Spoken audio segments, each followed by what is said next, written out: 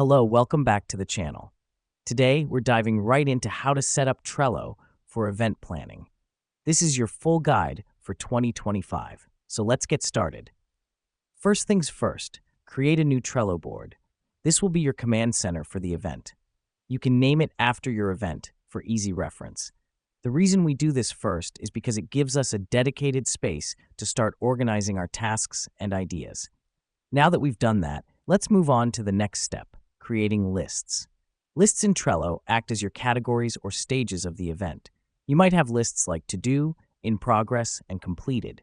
This helps us because it allows us to visualize the workflow and easily track the progress of our tasks. Next up, let's add cards to our lists. Each card represents a task or an item that needs to be completed for the event. For example, book venue, send invitations, etc.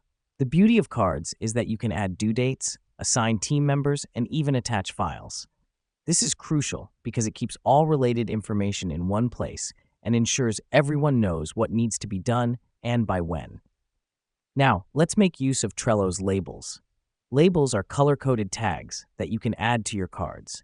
You could use labels to indicate priority levels or different departments involved. This helps us because it provides a visual cue for important aspects of each task and makes it easier to sort and filter tasks. Lastly, don't forget to invite your team members to the board. You can do this by clicking on the Invite button at the top of the board. This is important because sharing the board with your team ensures everyone is on the same page and can collaborate effectively. So, there you have it. Within a few minutes, we have set up a Trello board for event planning. This is a dynamic, visual, and collaborative way to plan your event, ensuring nothing falls through the cracks. Thank you for tuning in, and happy planning.